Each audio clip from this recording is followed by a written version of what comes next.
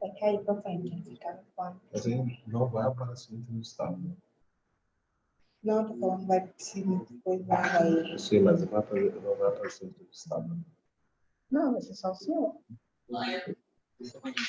Pergunta do Kevin se ele pode transmitir no. Por favor. Esqueça isso.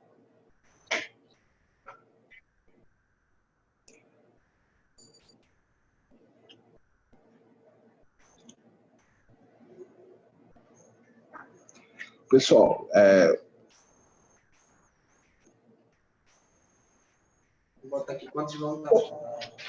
olá, pessoal, sejam todos bem-vindos aqui ao programa Papo de Preto e Preta, nosso programa semanal, e a gente hoje está aqui com uma presença de um convidado bastante ilustre, que nos últimos anos tem desenvolvido um gigante trabalho num público que a gente quase não tem atenção, né? Acho que a sociedade precisa ter uma atenção mais sensata com esse grupo. Mas a gente vai discorrer sobre esse assunto. Eu queria logo de antemão agradecer muito pelo convite, né, por ter recebido o nosso convite, por você estar aqui presente hoje. E que é um prazer estar entrevistando, além de tudo, um amigo, um querido aí que faz parte do nosso ciclo de amizade, que está sempre próximo, né? Então, Vanderlei Correia, boa tarde, muito obrigado aí pela sua participação. Seja bem-vindo aqui no programa Papo de Preto e Preta. Olá, Luiz, boa tarde. É muito bom participar e saber que existem pessoas engajadas em trazer esse tipo de discurso, esse tipo de pauta e mostrar que o idoso está presente na sociedade e que ele precisa ser respeitado tanto na família, né, e na sociedade no contexto geral. É uma grande satisfação a gente trazer algumas informações, mostrar um pouco como funciona o projeto Viver Mais, e trazer algumas dicas de como você pode estar, de repente, ajudando o teu vizinho, até um idoso que sofre violência doméstica em casa, tá? E eu acho que vai ser uma conversa bem bacana. A gente agradece mais uma vez pela oportunidade, pelo espaço. Fico muito feliz. Então, para quem não conhece você, eu gostaria que você falasse um pouquinho da sua trajetória, Vanderlei. Você tem uma formação e começou a desempenhar um trabalho. Eu queria saber de você como o Vanderlei se tornou o Vanderlei de hoje. Realmente, Luiz, a gente teve uma trajetória, né? Eu venho do mundo artístico, eu trabalhei muito tempo na área cultural, na produção de shows, e assim, sempre eu tive esse olhar sensível pelos idosos, em especial, porque a minha família é composta, meus pais ainda são vivos, né? A minha avó também por parte de mãe. Eu sempre senti essa necessidade de ter um atendimento diferenciado e de que forma eu poderia contribuir com a sociedade e com a família. E foi quando, de repente, eu tive esse chamado, né, para retornar ao Brasil, passei um período fora do país, trabalhando com eventos, e no meu retorno para o Brasil, eu me deparo com essa cidade envelhecida, né? De acordo com as estatísticas, o Brasil e a cidade já está envelhecido, mas nós não temos políticas públicas, ninguém planejou a cidade para receber os idosos, né? A gente sempre pensa em planejar a casa para receber um recém-nascido, mas nós não planejamos a casa para receber um idoso. Isso me chama muito a atenção com relação a esse cuidado. E, de repente, eu me encontro na fisioterapia, né? A fisioterapia ela é uma grande aliada do idoso, porque nós trabalhamos com a parte da reabilitação, nos cuidados diretamente com os idosos, que muitas das vezes são acometidos pelo AVC e outras patologias, e, de repente, dentro da fisioterapia, eu me identifiquei na área da gerontologia, né? A gerontologia é esse processo de envelhecimento, você estuda especificamente o público idoso e a gente está trazendo essa novidade, né? Eu digo assim, do projeto Viver Mais. E eu caio, de repente, na fisioterapia, trago, através, né, dos estudos, a minha pesquisa de mestrado é voltada especificamente para o público idoso, e a gente se depara numa situação um pouco alarmante, né? O IBGE já traz alguns dados que a cidade está envelhecida, o país está envelhecido, e aí a gente vê que não tem políticas públicas. O debate ainda é muito escasso, né? A gente olha ainda o idoso como se fosse um ser inútil e que não faz mais parte da sociedade, ou até mesmo um ser que já está na reta final da vida, então faz o tanto faz como o tanto fez. E a gente está sempre muito cauteloso e zeloso em cuidar desses idosos, desse público em especial. O que torna o assunto mais angustiante, Vanderlei, é que a gente, até a especialidade de gerontologia, eu acho que falei a palavra errada, mas a área que fica especificada para a questão idosa, a gente não tem muitos profissionais, né? Até onde eu tive a oportunidade de dar uma lida, a quantidade per capita de médicos para cuidar dessa população é muito menor e as formações estão muito fora. A gente está numa cidade que tradicionalmente teria que cultuar melhor os seus ancestrais e os seus mais velhos, né? Que já é um hábito muito na comunidade tradicional de matriz africana e também que é um hábito muito tradicional na questão indígena. A gente consegue entender em qual momento a sociedade teve esse descompasso de colocar o idoso como algo obsoleto, algo que passou, até porque são sobre o alicerce do conhecimento deles que a gente consegue avançar, seja em qualquer área, em qualquer segmento, qualquer formação que tenha essa pessoa com mais experiência. E você consegue fazer um paralelo? Em que momento a gente conseguiu tratar os mais velhos dessa forma que a gente trata hoje? Porque os números são muito tristes, né? Como se a gente realmente não tivesse nenhum tipo de relação com essa pessoa que rompe um ciclo de idade, né? E a qualidade de vida deles são colocadas numa situação muito ruim. Então, você entende em que momento que a gente parou de considerar o idoso como uma peça fundamental da sociedade? Certamente. Não houve um planejamento e uma preocupação com o aceleramento da chegada dessa população envelhecida. Hoje, existe profissionais atuando na área da gerontologia e da geriatria. Quem trabalha com a gerontologia, quem são os profissionais? São os profissionais enfermeiros, fisioterapeutas, os educadores físicos, psicólogos, os nutricionistas, eles fazem parte da gerontologia. A geriatria é a atuação de um médico geriatra, que ele atua na parte medicamentosa, uma atenção mais específica, tá? E essa questão da falta de profissionais, de saber trabalhar com o idoso, ainda é uma carência muito grande aqui no país, né? Diferente da Europa, né? A Europa é um país, um continente muito antigo. A Itália, por exemplo, tem uma estatística muito alta de número de idosos. Então, na Itália só trabalha com idoso quem é especialista na área. Aqui no Brasil, ainda não tomamos a dimensão do perigo, né?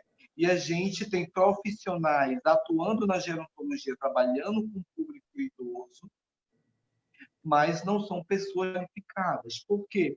Porque não temos ainda pessoas formando esses profissionais. Existe, sim, ainda um movimento aqui na cidade. Nós temos a FUNAT, que é a Faculdade da Terceira Idade, onde ela desenvolve um trabalho fundamental e ela já tem oferecido vários cursos de qualificações, vem trazendo até pós-graduação, e já ouvi tendo um debate para trazer o próprio mestrado, para trazer pesquisadores para debater sobre o envelhecimento.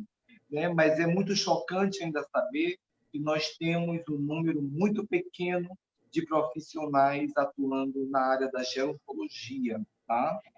Os profissionais que atuam é por uma questão de necessidade, tá? Da unidade, porque não tem a quem recorrer. Eu, por exemplo, né, eu sou da área, né, eu sou pós-graduado em gerontologia e saúde mental, e o meu mestrado é focado na gerontologia específica. né?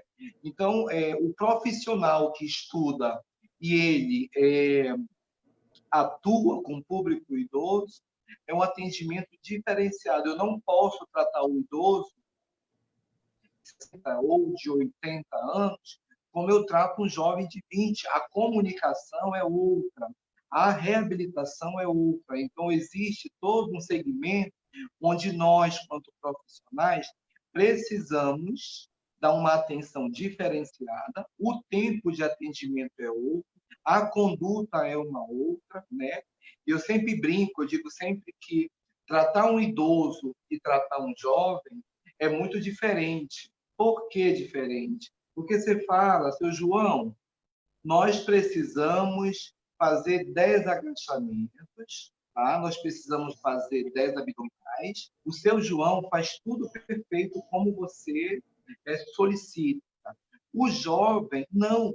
O jovem não tem muita disciplina. E muitas das vezes a gente consegue avançar num tratamento terapêutico com o idoso, porque o idoso ele tem essa disciplina natural, né? E o jovem já é um pouco desleixado. E aí a gente se pergunta, né? É até interessante quando os dois pacientes eles começam a fazer o mesmo tratamento no mesmo período, aí pegam alta no mesmo período e, de repente, o jovem diz, mas doutor, por que o seu João pegou alta e eu não peguei? Você não pegou alta porque o seu João teve disciplina. E é muito comum que o idoso tenha essa disciplina, né? Até a questão do próprio horário, quando você agenda com um idoso, você marca um horário, ele é muito pontual, ele chega sempre com 10, 15 minutos de antecedência. Então, você marca com o jovem sempre atrasa um pouco mais. Então, trabalhar com o público idoso é trabalhar com um ser humano, né? Uma pessoa que faz parte do convívio da sociedade, do contexto geral. Nós não podemos infantilizar o idoso em hipótese nenhuma, porque isso diminui muito a autoestima. Então, se é chamada de Francisca, tem que ser Francisca, não Francisquinha, ou mudar a identidade desse idoso, né? Então, a gente faz uma abordagem muito humanizada. É tratar o idoso como você gostaria de ser tratado. E, para isso, você precisa ter um conhecimento técnico, você precisa se especializar para ter todo esse cuidado, esse amparo, e de que forma você pode estar tratando o teu idoso. Muitas das vezes, o idoso sofre muito essa questão do lado emocional e procura o profissional não por uma conduta terapêutica, um tratamento, mas um desabafo, né? E o profissional precisa identificar essas questões emocionais, até mesmo a questão doméstica, né? Mas ainda se vê uma carência muito grande. E a gente pede que comecem a debater políticas públicas, tá? A gente precisa urgentemente planejar nossa cidade, nosso meio-fio. Nossos idosos têm uma grande dificuldade em fazer uma caminhada nos próprios bairros onde eles residem, porque as ruas não oferecem uma boa qualidade de vida, não tem um meio-fio adequado. Então, que os gestores públicos comecem a ter um olhar diferenciado. Hoje é o seu João, amanhã somos nós, Luiz. Então, é começar a discutir essas políticas públicas e planejar a cidade de Manaus para receber os idosos do futuro, que somos nós. Importante que você faz duas abordagens que eu acho muito importante. Primeira está relacionada à questão do estereótipo. Você estereotipar o idoso achando que ele é um ser que está regredindo mentalmente também, né? Depois você faz a questão da disciplina e a terceira você fala o que nós temos de legislação hoje, Vanderlei, que garante a qualidade de vida, que garante alguns direitos a esse grupo. Porque assim como alguns outros tipos de violência que a gente sofre hoje socialmente doméstica, os idosos também acabam tendo muitos sofrimentos familiares, né? Muitos dilemas, muitos desafios, eu imagino que eles devem ter. Então, você podia ilustrar um pouco para nós, e eu queria que você falasse um pouco do projeto idoso também, como é que você atua, quem precisa, como é que deve procurar, como é que se deve criar um mecanismo de acolhimento nessa rede de proteção que você está desenvolvendo no nosso estado hoje. Perfeito. Nós trouxemos agora o projeto Viver Mais para a cidade de Manaus, né? Hoje ele se tornou referência aqui no estado do Amazonas, porque Nós levantamos a bandeira do envelhecimento. Eu trabalho especificamente com o público idoso. Nós temos apenas 1 ano de projeto e já reunimos aproximadamente 300 voluntários de diversas áreas, né? Aqui em Manaus, eu digo até no Brasil, ainda não existe uma cultura de você ser voluntário nas instituições filantrópicas, né? É diferente da Europa, que quando chega final de semana, o médico, o advogado, o enfermeiro, o fisioterapeuta procura uma instituição filantrópica para ele ser voluntário. E a gente está começando a trabalhar essa questão aqui na cidade de Manaus, de você prestar esse ato de solidariedade. E o projeto Viver Mais, hoje, ele vive especificamente da ajuda desse grupo de voluntários, né? Nós temos uma gama de profissionais em diversas áreas, né, que atuam dentro do projeto. Nós temos enfermeiros, fisioterapeutas, psicólogos, advogados, nutricionistas. Nós temos palestras sobre o idoso, nós temos médicos, nós temos psicopedagogos. Todos esses profissionais, eles aderiram à ideia porque sentiram a necessidade de dar uma atenção diferenciada a esse público em especial. Sem falar da equipe de beleza, da estética, que ela é muito importante nas nossas ações sociais, porque muitas das vezes o idoso não tem o hábito de cortar a barba, não tem o hábito de cortar o cabelo, muitas das vezes ele é lesado porque ele não chega a ter acesso à aposentadoria dele. Isso ainda é uma coisa que precisa ser debatido, precisa ser discutido, e a gente traz essas ações sociais. Nós temos uma equipe de beleza muito forte, corte de cabelo masculino e feminino, esmaltação, design de sobrancelha, né? Dentro do projeto, nós temos uma equipe de jornalismo que atua muito forte na parte de divulgação das nossas ações.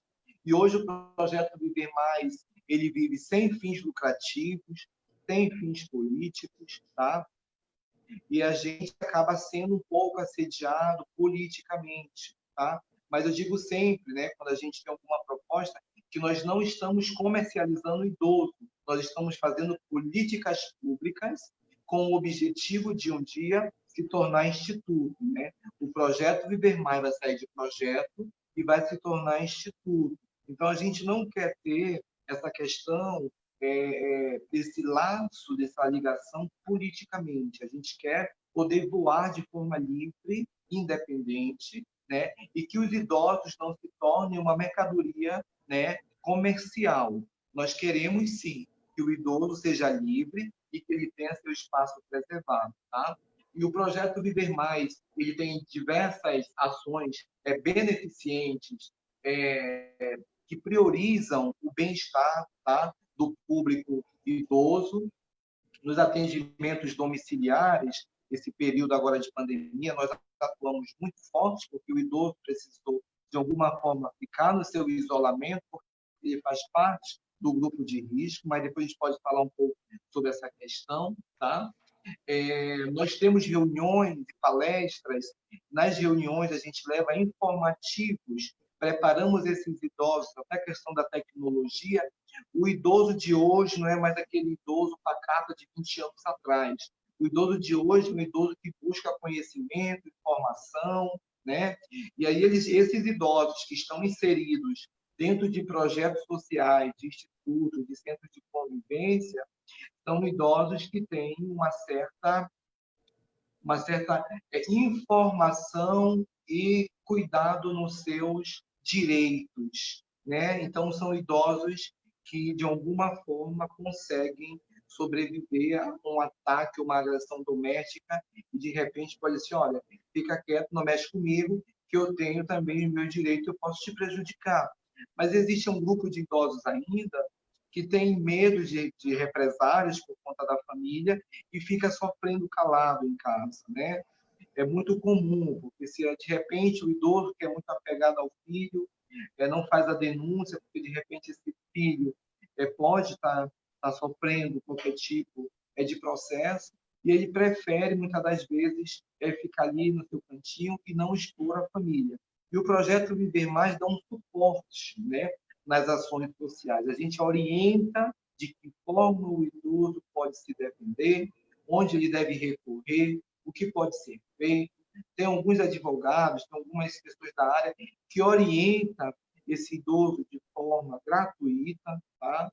Você sabe que ainda existe uma grande escassez de profissionais que queiram se disponibilizar em ajudar, tá? Mas, no outro lado, existe sim um grupo de pessoas que se sensibilizou em ajudar os idosos em especial, tá?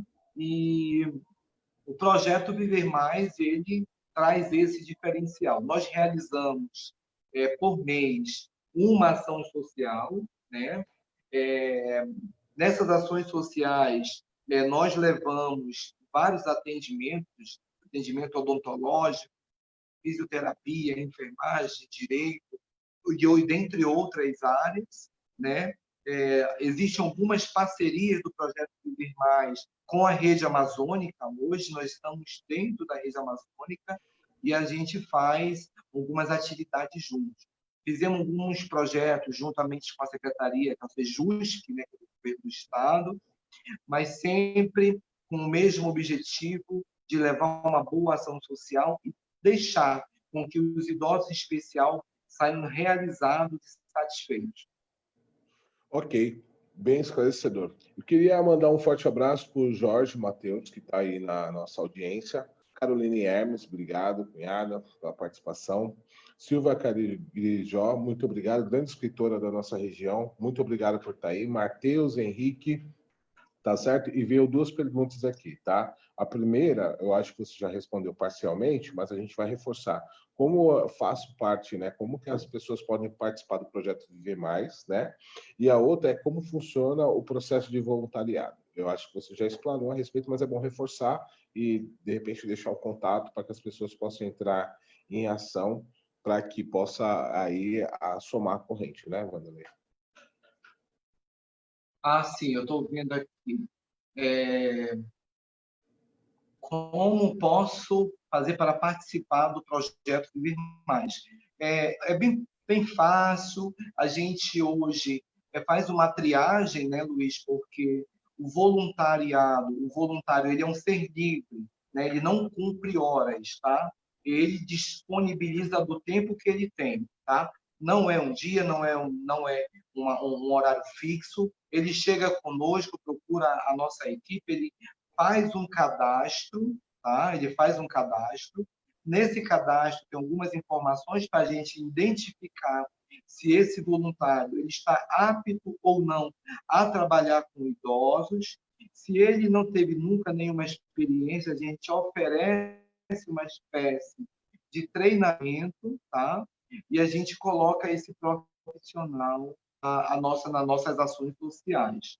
Antes de tudo, o voluntário, quando ele entra no projeto Viver Mais, ele passa por uma conversa com o psicólogo, tá?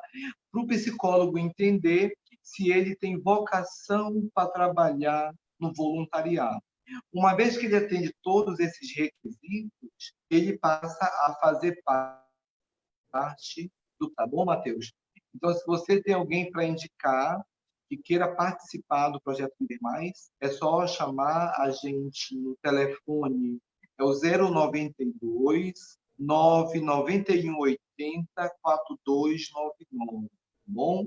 Só repetindo o número, 092 991 80 4299, tá? Vou pedir para Fez uma outra pergunta aqui. Quando vai ter as ações sociais? Mateus, as ações sociais estão suspensas no momento, tá? Nós não estamos realizando as ações sociais por conta da pandemia, nós fizemos uma pausa e no momento a gente precisa reorganizar, porque as ações sociais, elas acumulam um grupo muito grande de pessoas e nós estamos evitando aglomerações nesse momento. Mas em breve, por mais que a gente não consiga realizar as ações sociais ainda este ano, mas nós teremos duas atividades, tá, de encerramento do ano e com certeza 2021 nós vamos trazer um planejamento para as ações sociais com muita segurança, tá? A gente trabalha com esse público de risco, que são os idosos, então o nosso cuidado é dobrado. Então, as ações sociais, elas acontecem uma vez no mês, e se você tiver interesse em participar, será bem-vindo, tá? Aqui, no Projeto Viver Mais, não precisa ter uma formação profissional, tá? Você está livre de fazer parte. E aí você, depois, através de uma conversa com o psicólogo, você vai ser identificado em qual setor você pode atuar, tá? Lembrando que nas ações sociais nós somos todos iguais, né? O voluntário, uma vez que veste a camisa da solidariedade, do voluntarismo, ele está ali para se doar à sociedade no contexto geral, tá bom? Então, se você quiser fazer parte conosco desse movimento de voluntariado, Matheus, seja bem-vindo. Bacana. Eu vou conversar com a vizinha para a gente botar nos caracteres aí, junto com nossos apoiadores, também colocar o telefone. Se não tiver, se eu não anotei errado, é 92 9180 4299. É isso, né? Projeto Viver Mais aí, que está fazendo um ótimo trabalho. Chegou aqui para nós aqui uma outra pergunta, da Carolina Lira. Quer saber como pode fazer para fazer uma denúncia contra o idoso? Aonde pode ir? Como é que se deve ser um encaminhamento? Como é que deve ser o processo? Olha, isso é muito importante mesmo dessa pergunta, porque muitas das vezes não é o filho que busca esses recursos, né? O idoso, ele tem medo dessa represália e muitas vezes ele calado, tá? Mas aqui em Manaus tem uma delegacia do idoso que é muito atuante, tá? Ela fica localizada, Caroline Lira, né? Isso. Caroline Lira. Ela fica localizada no Parque 10, ali na Rua do Comércio, bem na frente da feirinha do café da manhã, da feirinha do café regional do Parque 10. Na frente, Carolina, tem essa delegacia. E ali você pode estar fazendo a sua denúncia de forma anônima, tá? Tem uma equipe muito especializada que pode estar ajudando o idoso que não sabe mais o que fazer, um idoso que está sofrendo violência doméstica em casa, abuso até da questão financeira mesmo, tá? Eu vou deixar para você o telefone da delegacia, se você precisar, tá bom? É o 3214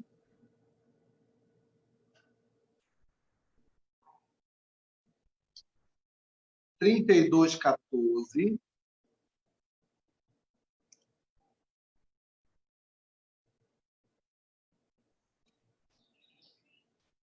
5800. 3214-5800. Esse é o telefone fixo, direto da delegacia do idoso, tá? Mas nós temos também o Disque 100, tá? 100. No Disque 100 você pode estar abrindo a ocorrência. Bacana. Então, a gente conseguiu aqui. A gente hoje está com o Vanderlei Correia, um dos ativistas da causa da terceira idade. Não sei nem se está a nomenclatura correta para a gente utilizar, e tem feito um grande trabalho. Como ele fala. Você pode repetir novamente, Luiz, por favor? Não, eu estou aqui só fazendo aqui nosso brejezinho aqui, dizendo que a gente está com você, Vanderlei Correia, hoje. Nós estamos falando hoje sobre a melhor idade e estamos falando aqui os avanços e desafios desse grupo, o como a sociedade não leva tão sério esse trabalho. Ele acabou de responder 3 questões. Eu queria muito agradecer aqui ao Instituto Gangazumba, que é um dos nossos patrocinadores, e também a Cabana Mariana, que é o nosso pessoal que está sempre na linha de frente com a gente. Vanderlei, eu precisava saber de você quais são os grandes desafios que a gente enfrenta na área dos idosos. Então, por exemplo, a questão da violência. Eu dei uma pesquisada bem rápida sobre alguns assuntos que eu queria aqui trocar uma figurinha com você. Por exemplo, a gente teve, no final do ano passado, isso é uma pesquisa dizendo o número de idosos contaminados pela AIDS. isso significa que a vida sexual dele está melhor, com a qualidade. Como é que se dá esse mecanismo? Como é que a gente consegue, por exemplo, pensar na questão prevenção para esse grupo tão específico, que até então não aparecia de forma tão robusta nessa pesquisa e começou a aparecer de uns anos para cá, né? O aumento de casos entre homens e mulheres mais velhos, acima de 50 anos, tem aumentado bastante. Como é que a gente vê esse cenário? É muito importante esse debate, essa pergunta que você fez agora, Luiz. O idoso, quando ele chega numa certa faixa etária de vida, ele pensa que já chegou na reta final e não quer saber dos meios proprioceptivos. E muitas das vezes ele não sabe nem usar, porque não tem o hábito dessa segurança, né? E a gente não preparou esses idosos a esses riscos, essas doenças, tá? Então, assim, muitas das vezes, os idosos são usados de má fé, as mulheres e os homens, tá? As mulheres, de repente, aquela questão do sexo ocasional, né? Ainda existe um grupo de pessoas que tem essa afinidade com as mulheres da terceira idade, pela questão da maturidade, né? Porque chama de alguma forma a atenção esse outro lado, e de repente, naquele momento, a idosa não tem a noção do risco que ela está correndo. Então, um dos meios mais seguros é que o idoso ele busque os meios proprioceptivos. Quais são? É o preservativo. Buscar de alguma forma informação, eu não sei usar. Pratica. Hoje, existe aqui na cidade de Manaus alguns grupos trabalhando essa questão das informações, tá? De como usar o preservativo. De quem é o preservativo que eu devo usar? É o seu. A tua segurança, usar sempre o seu, o idoso em especial. Nunca usar o preservativo do outro, tá? Então, essa é uma outra dica que a gente usa. Quando o outro parceiro insiste muito que ele use o preservativo dele, você tem que desconfiar, porque deve ter algo de errado. Então, o que a gente deixa é que o idoso ele se previna de alguma forma, tá? Essa doença, esses últimos anos, como você falou, ela deu uma crescida na estatística, mas foi por conta desse não uso do preservativo, né? E o idoso colocou na cabecinha dele que já chegou na reta final de vida e não quer mais saber desses cuidados. Ou até mesmo pode pensar que não tem nenhuma probabilidade dele ser contaminado. Ao contrário, ele faz parte do grupo de risco, sim, e ele precisa se prevenir. Então, tudo que o idoso for fazer, seja ele a mulher ou o homem, fazer com segurança, saber quem é o parceiro, quem é a pessoa que ele está saindo. Se for um sexo ocasional, tá? Que ele tenha essa segurança dobrada, tá? Sempre ter uma desconfiança, até porque aqui na cidade de Manaus, de acordo com as estatísticas, o índice de HIV, de pessoas contaminadas, está muito alto, tá? Se você olhar na estatística em Parintins, aqui do estado do Amazonas, é o maior município com índice de HIV hoje. Tá? Então, a sugestão que a gente deixa para os idosos, quando ele tiver esse momento com uma outra pessoa, que ele tenha esse cuidado dobrado de fazer o uso do preservativo. Essa realidade perversa também tem um outro lado, né? Porque antes, aos 40 anos, a pessoa estava sexualmente inativada, né? E a gente passa hoje por uma realização. Se há um aumento de caso, é porque eles estão se relacionando mais. E eu precisava conversar com você sobre algumas coisas ainda relacionadas, por exemplo, essa vida sexual, a expectativa de vida do Brasil aumentou 10 pontos, né? Saímos de 57 anos, tem uma expectativa hoje de 67 anos e a tendência é aumentar isso. Eu queria falar com você de mercado de trabalho ainda, queria falar sobre essa questão de estar vivo sexualmente ativo, que eu acho que é uma coisa que muita gente acaba incutindo na cabeça. Queria falar os espaços de lazer, que são elementos que a gente não vê. Você fez uma observação muito concreta e justa sobre as calçadas, mas a gente teve uma política que eu não sei onde ela anda hoje no estado, né? A gente tem um parque do idoso, tem toda uma rede aí que atralha, e o estado também é pioneiro nessa questão de trabalhar a questão da qualidade de vida do idoso. A gente tem a UNAT, né, a Universidade da terceira idade, que funciona também, que é uma ação pioneira, né? Então, eu queria que você fosse passando por esses assuntos, para mim não ficar te interrompendo, e você poder discorrer sem menores problemas sobre essas questões ainda, né? Eu acho que o mercado de trabalho, porque a gente tem muitos idosos que são remo de família ainda, né? Através do dinheirinho deles, eles que acabam mantendo todo um processo familiar, mantendo toda a questão, que paga às vezes a faculdade da neta, que encaminha os filhos, os netos, ele que está alimentando, tem todo um processo social, inclusive, sobre isso. E a gente vê muitos deles ainda segurando as pontas nesse processo. O outro é esse direito de viver, né? A gente tem muito poucos espaços, embora tenha no Estado, a gente tem muito pouco espaço, né, de lazer ou de fazer. Sinto muito falta dos bailes, né, que era um lugar que era ponto de encontro, essa comunidade sempre se encontrou, sempre para dançar, para se deliciar, as aulas de dança de salão, enfim. Então, dá uma explanada para a gente sobre isso, Vanderlei, por favor. Tá bom. Voltando lá à questão da sexualidade na terceira idade, eu gosto sempre de falar sobre esse assunto, Luiz, porque o idoso, ele é um ser que gosta de ser amado, de ser valorizado, e ele está no direito de fazer as suas escolhas, tá? E a família não pode interferir de nenhuma forma nesse seu sentimento, tá? O idoso tem que gozar de todos os direitos fundamentais, tá? Inerentes à pessoa humana, tá? E a família tem que respeitar esse momento. Ano passado, nós casamos uma idosa de 78 anos e ele de 84. Foi um espetáculo. Isso para a família foi muito impactante, né? Mas como pode minha mãe casar? Mas a minha mãe tem que ficar em casa assistindo TV. O meu pai não tem mais condições de casar. O que esse homem quer com uma velha? São expressões ainda muito fortes para o nosso cotidiano, né? Aí eu disse, né? A gente foi fazendo um trabalho de formiguinha, fazendo a família entender que o direito do idoso tem que ser preservado. O idoso, nessa faixa etária, ele não busca o sexo em si. Se rolar o sexo, ótimo, mas ele busca essa questão do companheirismo. Ele busca uma pessoa que ele possa ter um diálogo familiar no ambiente familiar. Porque muitas das vezes os próprios filhos vão isolando o idoso, porque tudo que o idoso fala é bobagem. A mãe está falando coisas desnecessárias, e o idoso, aos poucos, vai sendo excluído do ambiente familiar, e ele se sente coagido.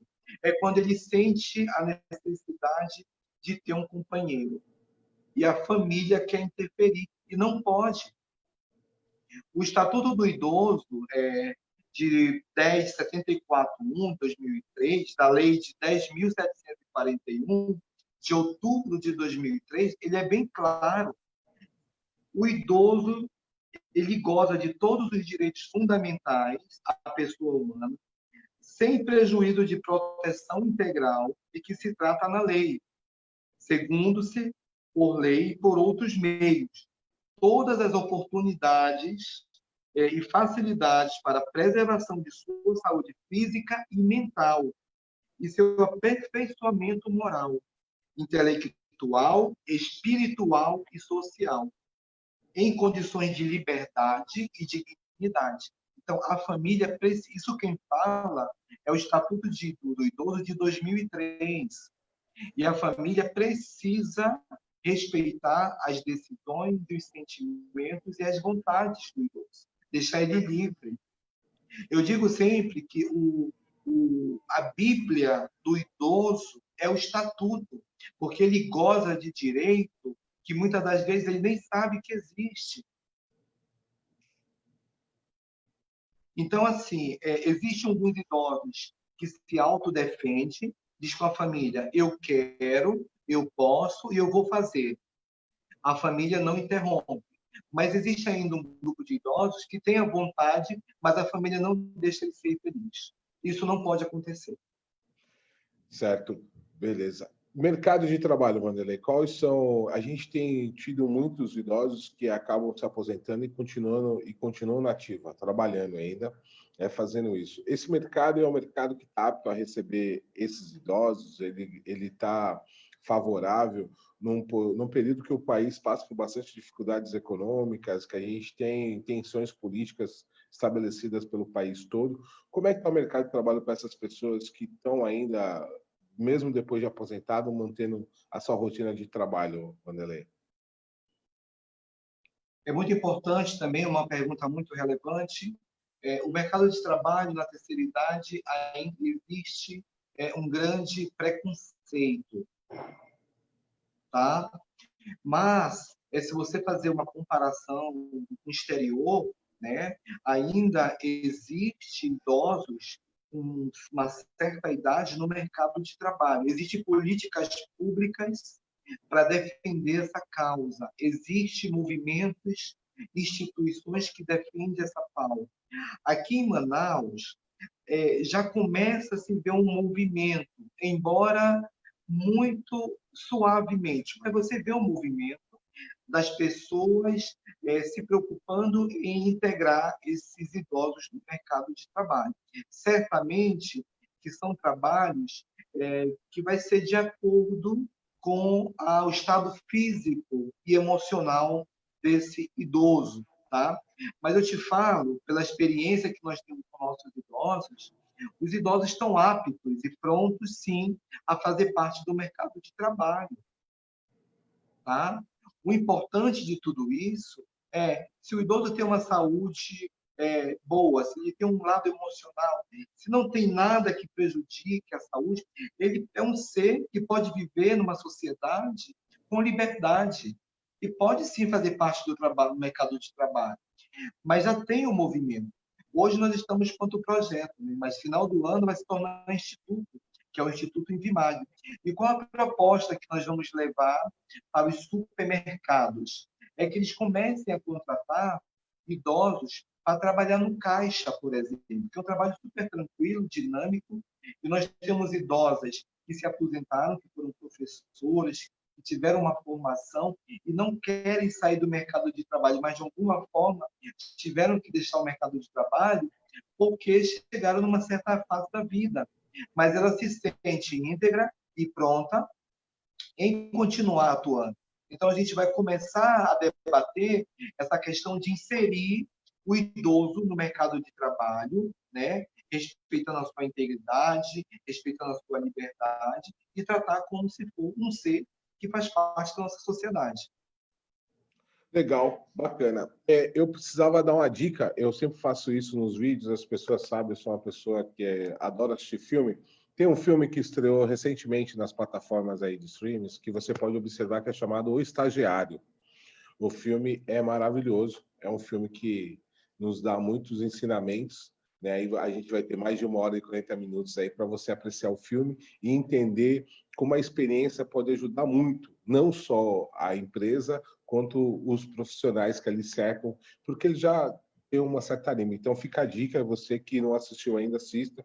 É com o Robert De Niro, o filme, e chama Estagiário. Muito bacana de a gente assistir. Eu queria falar um pouquinho sobre o Estagiário. O Estagiário é um filme que está na Netflix. Estou fazendo um comercial aqui de graça, mas tudo bem. Assiste que vai valer muito a pena a gente ver o filme. É muito maravilhoso a situação. E eu queria perguntar para você, a gente falou sobre sexualidade, falamos sobre saúde. Vamos falar sobre o tema delicado que a gente sempre vê, a questão da saúde do idoso. Além do estatuto, existe um plano de saúde específico a essas pessoas? A gente tem contato com várias pessoas e a gente tem uma dificuldade, primeiro, de eles manterem o plano de saúde, né, Vanessa? Que é muito alto na idade que eles estão fazendo. A gente não tem nenhum tipo de política pública que trabalha isso. O SUS tem uma abertura, tem uma peculiaridade para cuidar desse grupo, que deve ser a maioria de pessoas que acessam a questão de saúde? A gente ainda vê uma certa fragilidade em ter hospitais específicos para o grupo da terceira idade. Nossos idosos aqui, em especial na cidade de Manaus, ainda depende dos hospitais locais, onde atende o público no geral. Mas já tem debate, já tem algumas discussões em pautas para fazer o hospital da terceira idade, onde, nesse hospital, só vai trabalhar pessoas qualificadas para trabalhar com um grupo específico. Mas, no exterior, as coisas já estão fragmentadas, já estão organizadas. Houve um planejamento, né? O idoso precisou de uma assistência, é um idoso acamado, vai a assistência médica até a residência. O idoso é independente, ele vai no hospital do idoso e existe no exterior uma política voltada para o público idoso com muito zelo, né? E que se a gente consiga no Brasil, de repente, por mais que a gente não veja essa evolução, mas nossos sobrinhos, né, as outras gerações possam gozar desse direito. Mas aqui ainda, o Estatuto do Idoso, ele fala que o idoso tem que gozar de todo o atendimento preferencial, imediato e individualizado junto aos órgãos públicos e privados prestadores de serviço à população. Isso é o Estatuto do Idoso que fala. Então, o idoso ele está livre de atendimento em qualquer órgão público e privado. Tem a questão da prioridade, que ainda não é uma coisa respeitada. Mas por quê? Porque o idoso, muitas das vezes, não sabe do direito dele. E aí passa por uma triagem, né? Às vezes a fila está grande, está quilométrica, e o idoso não sabe que ele pode ter essa prioridade. É uma outra questão que a gente precisa começar a inserir essa informação na cabeça dos idosos. Tem a prioridade e tem a própria prioridade acima dos 80 anos, que foi votado ano passado em Brasília. Ou seja, as pessoas estão começando a debater porque se percebe que o país está envelhecido, né? E a gente precisa, Luiz, urgentemente ganhar aqui na cidade de Manaus um hospital para idosos, né? Agora a gente está trazendo um instituto e vamos ver se através do instituto a gente consegue fazer um movimento e com isso ganhar um espaço que a gente possa atender nossos idosos com mais qualidade, com mais atenção e com diferencial. Legal. Uma das outras pautas que eu acho legal que seria a gente fazer aqui uma explanação sobre é a gratuitividade. O transporte público serve a ir e vir dos idosos, mas nem todo mundo tem acesso a esse processo, né? Então, tanto eu não vou conseguir falar isso. É a segunda palavra que eu não vou conseguir falar com você. Impressionante. Mas a gente vai falar sobre a questão da facilidade de transporte público para o idoso, que é uma situação que a gente vê que há um certo desrespeito com isso, né? Porque talvez só os cabelos brancos já bastasse. Mas o que a gente vê hoje é uma dificuldade enorme para que isso, seja, os ônibus pararem, as pessoas poderem usar esse direito que eles têm. Também a questão de eles utilizarem isso para viagens intermunicipais, que é um outro desafio também, porque o número de assento colocado é extremamente limitado, e eles acabam não tendo acesso de poder, porque muitas vezes estão morando, no caso da nossa região amazônica, estão morando num sítio, então tem que pegar um barco, uma voadeira, e tudo isso está tudo atrelado a custo.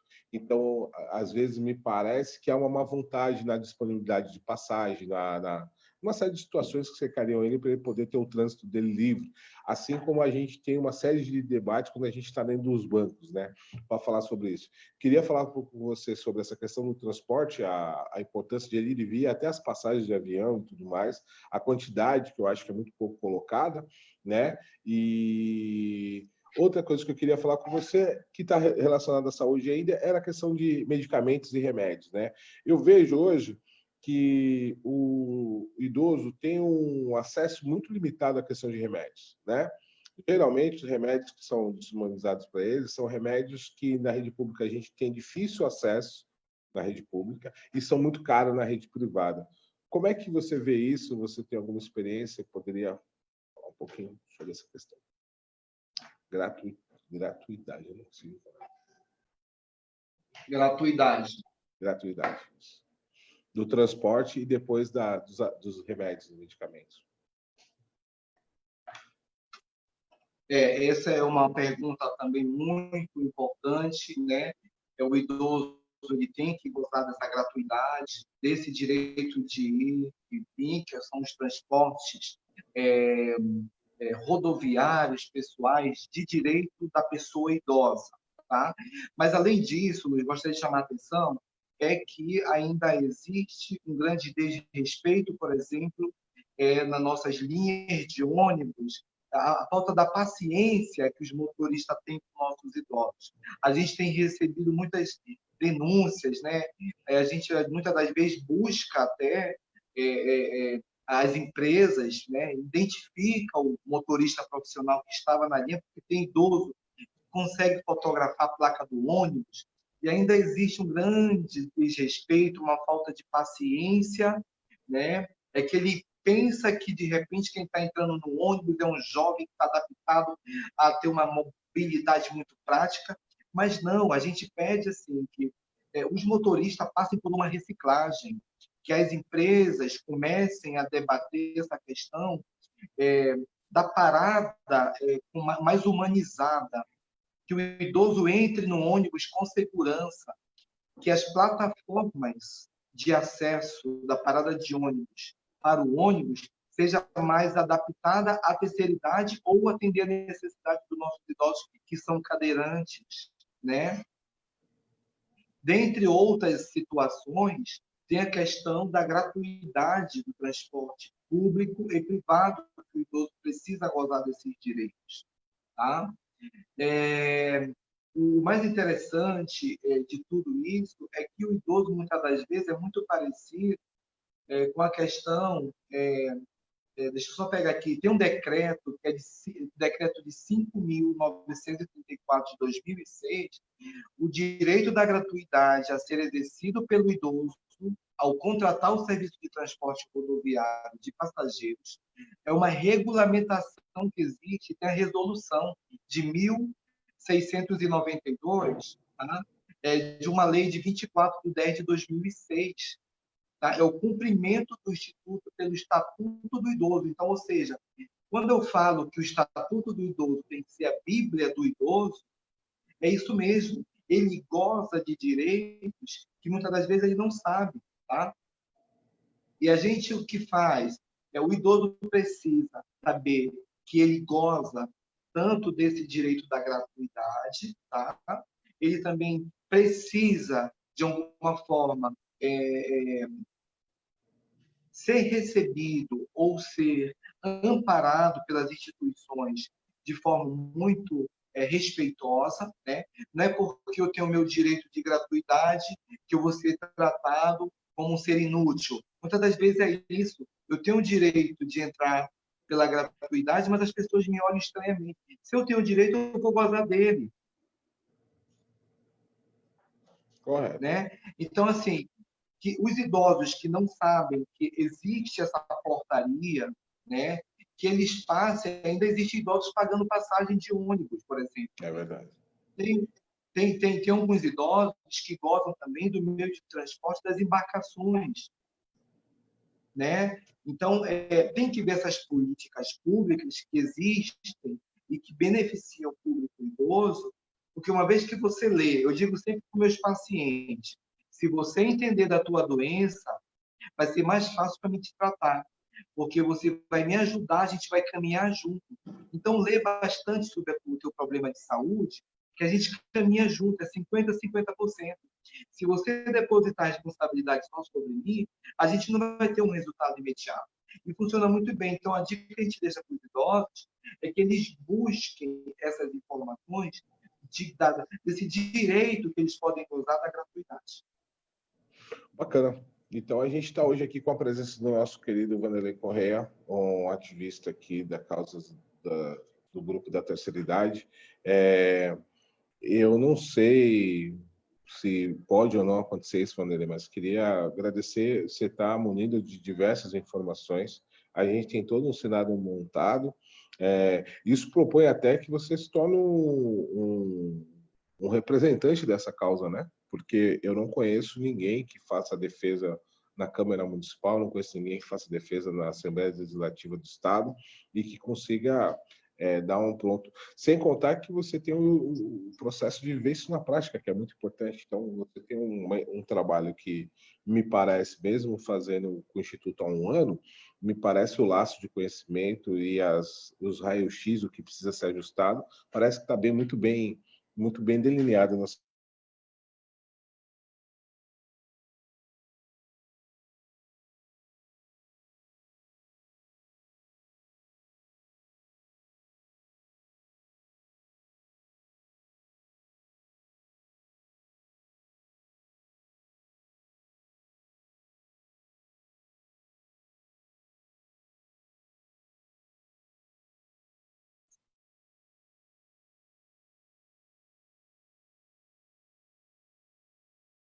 Um pouco bem.